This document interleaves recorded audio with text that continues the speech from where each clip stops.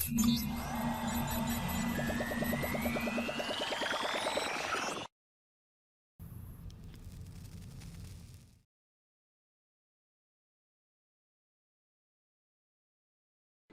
yang anda kena tahu sebelum beli rumah subsale, rumah second hand?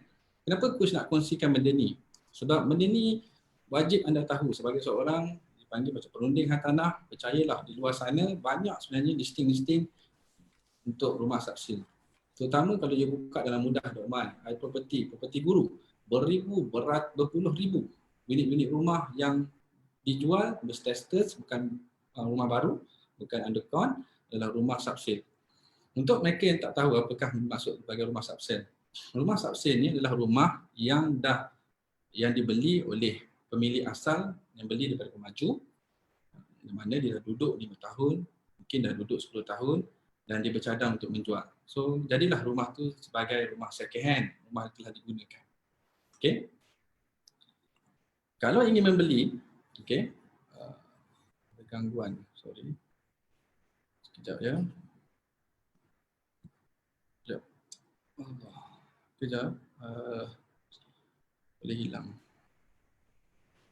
Alright, dah hilang. Sorry.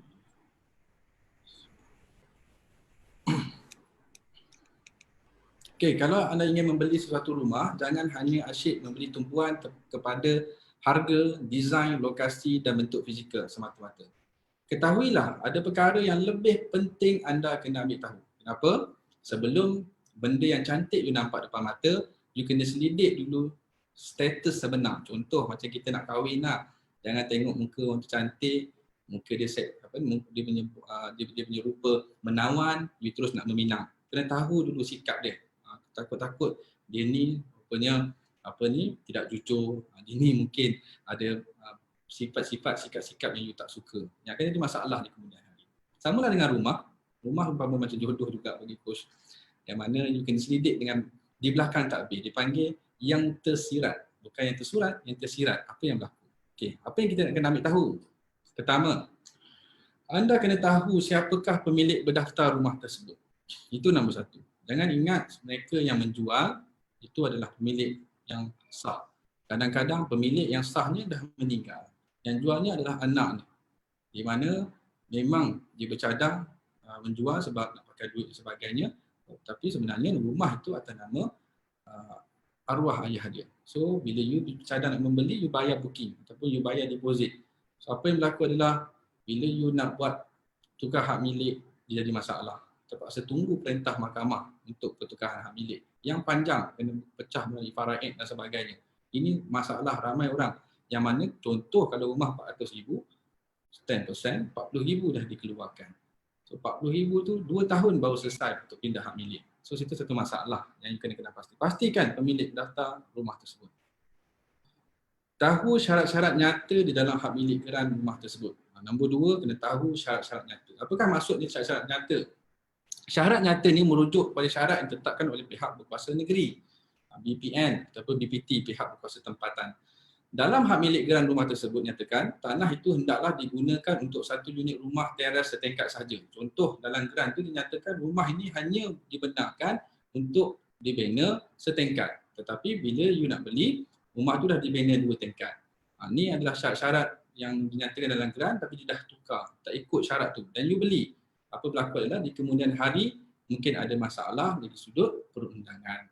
Okey, pemilik berdaftar tidak boleh mengusahkan rumah tersebut dalam satu tingkat menjadi 2 tingkat kerana bertentangan dengan syarat nyata rumah tersebut. Jadi sebagai pembeli, anda kena tahu jenis dan keadaan fizikal rumah mengikut apa yang dah ditetapkan dalam syarat dalam geran tersebut. Okey. Mungkin anda ada yang confused, apa maksud coach ni?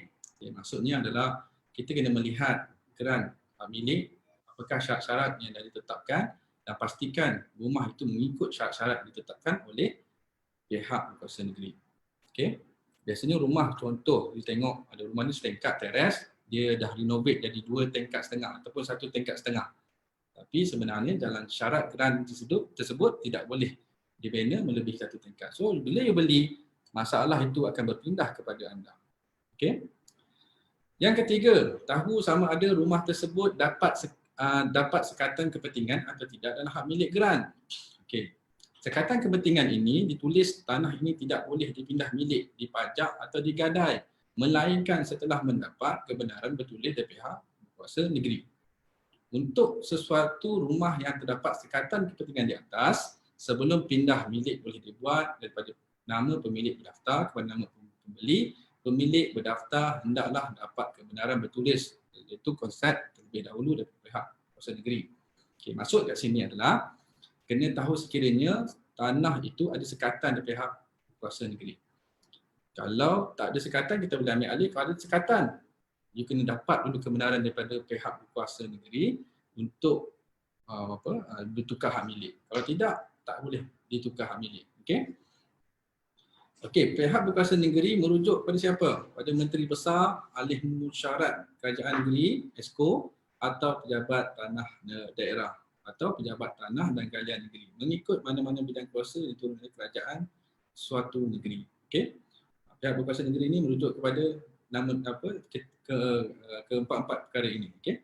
Adakah ada Menteri Besar, Mesyuarat Esko ataupun tanah negeri atau pejabat tanah. Contoh macam Melaka, kebanyakan pihak berkuasa negeri ni adalah siapa? Esko ni. Okey. Ahli Mesyuarat Kerajaan Negeri.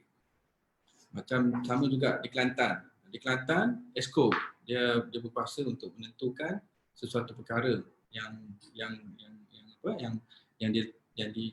ada kepentingan dari tanah itu. Okey? Yang keempat, tahu sama ada rumah tersebut dalam kategori reserve Melayu atau bukan reserve Melayu. Okey? Kadang-kadang tanah itu freehold, leasehold. Memang dah freehold, leasehold, tapi nak kena tengok adakah dia reserve Melayu. Kalau contohnya you adalah orang Bumi Putera, contoh dia Iban ataupun dia ni orang Bugis contohnya, dia bukan orang Melayu, dia nak beli rumah yang berstatus reserve Melayu, jawapannya memang tak boleh. Okey, orang Sabah Sarawak nak beli rumah reserve Melayu tak boleh, dia wajib dalam surat beranak dia adalah orang Melayu. Siapakah yang dipanggil orang Melayu? Orang Melayu ni adalah orang Islam yang mengamalkan adat resam Melayu. So cara yang paling mudah dia rujuk kepada keturunan dia. Ayah dia Melayu, mak dia Cina. Dan dia ni siapa? Dia ni amalkan adat resam Melayu tak? Kahwin cara Melayu tak? Beragama Islam tak? Ya, kalau ya, dia orang Melayu. Okey? Kalau kita tengok orang ni kulit hitam, India, tapi tengok dia boleh belajar di UiTM. Kenapa boleh macam tu? Sebab mak dia, ayah dia India, mak dia India Muslim, tapi dia ni orang Islam, lahir di Malaysia dan mengamalkan adat resam Melayu, so dia berhak untuk menuntut diri dia sebagai orang Melayu. Okey. Sekiranya tulis begitu, hanya orang Melayu sahaja yang boleh beli rumah itu. Okey. Baik. Tahu sama ada rumah tersebut terdapat caveat di atas hak milik atau tidak. Okey, apakah maksudkan sebagai caveat? Minggu lepas ada yang tanya soalan ni. Caveat adalah satu jenis sekatan yang menghalang sesuatu urus niaga dilakukan terhadap hak milik tersebut. Proses pindah milik tersebut daripada nama pemilik berdaftar kepada nama pembeli tidak akan dapat dibuat melainkan caveat tersebut ditarik balik oleh mereka yang memasukkan caveat atau dibatalkan oleh pejabat tanah. Okey. Kena pastikan rumah yang anda ingin beli tersebut bebas daripada sebarang caveat. Okey, caveat ni biasanya orang buat apa? Contoh, okey, dia nak pinjam duit daripada seseorang dan apa yang berlaku adalah dia pajakkan tanah dia. So yang memberi pinjaman duit tadi dia boleh caveatkan tanah itu sehingga duit itu dilunaskan. So dia sebagai cagaran contoh. So kita ni kadang-kadang contoh adik-beradik tanah tu master title dan tanah ada orang berkuasa untuk memindah hak milik sesuka hati dan ada seorang yang pergi ke pihak mahkamah untuk caveatkan tanah tu dan dibenarkan. So selagi nama caveat tu tidak boleh diselesaikan, selagi itulah urusan pertukaran hak milik tidak boleh dilakukan. Okey. Bagaimana cara untuk ketahui tentang segala maklumat dan perkara yang dinyatakan di atas? Okey, mungkin tadi anda tanya macam mana cara nak semak. Aku dah bagi tahu tadi 6 perkara. 6 tu melibatkan geran hak milik tanah dan sebagainya. So bagaimana cara? Mudah saja. Sebagai pembeli, gunakan hak anda untuk minta salinan hak milik geran rumah tersebut daripada penjual sebelum anda putuskan untuk membeli rumah tersebut. Kena minta, jangan tak minta.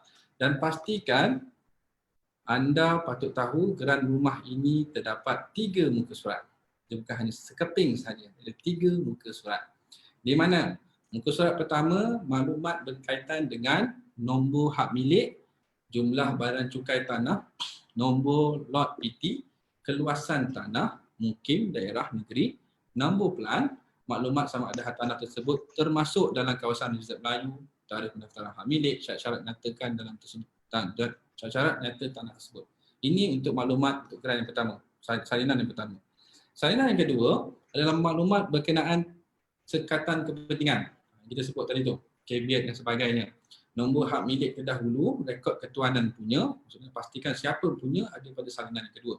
Rekod urusan yang melibatkan tanah tersebut, sebarang urusan tanah tersebut direkodkan pada helai yang kedua, jual beli sebelum ini dan sebagainya, pertengahan hak milik sebelum ini dan sebagainya. Perkara-perkara lain yang melibatkan hak milik tersebut, tantangan pendaftar yang mengesahkan bahawa geran tersebut adalah geran tanah yang sah, itu pada helai yang kedua. Helai yang ketiga berkenaan tentang pelan tanah. Borang beli satu hak tanah tersebut. Geran yang sempurna mestilah mengandungi ketiga-tiga muka surat yang diterangkan. Ini contoh muka surat pertama. Dia ada maklumat yang kita nyatakan tadi. Muka surat kedua, dia ada maklumat siapa tuan punya, nama sebenarnya, IC dan sebagainya. Rekod urusan sebelum ni. Dan ada sekatan hak milik sekiranya ada akan nyatakan pada helai yang kedua. Dan helai yang ketiga akan dinyatakan pelan sebenar tanah itu, di mana lokasi dia. Unit ni betul ke PT-nya, plotnya dan sebagainya. So, dalam urusan jual beli hak tanah untuk rumah unsubsale, pastikan minta geran dulu sebelum pergi urusan jual dan beli. Tengok dulu geran dan study apakah yang berkaitan, apakah maklumat-maklumat dan perkara, 7 perkara yang aku kongsikan tadi, untuk pastikan segala maklumat yang tepat you perolehi baru buat keputusan untuk buat permohonan pinjaman dan seterusnya proses untuk pemindahan hak milik. Itu perkara yang penting. Banyak orang jarang buat benda ni. Ramai orang terus jumpa ejen, berminat nak beli dan terus bayar booking, bayar deposit. Ingat, rumah subsale jarang-jarang boleh buat tanpa ada modal. Jarang-jarang. Biasanya kena ada modal awalan. Kena ada duit booking sebab ramai yang nak beli. Terutama tempat yang hot market. Dan kebiasaannya akan minta urusan 10% deposit untuk urusan legal, untuk lawyer dan sebagainya. Dan loan kebiasaannya lulus 90%. Okey, sampai di situ sahaja penerangan kurs untuk kali ini.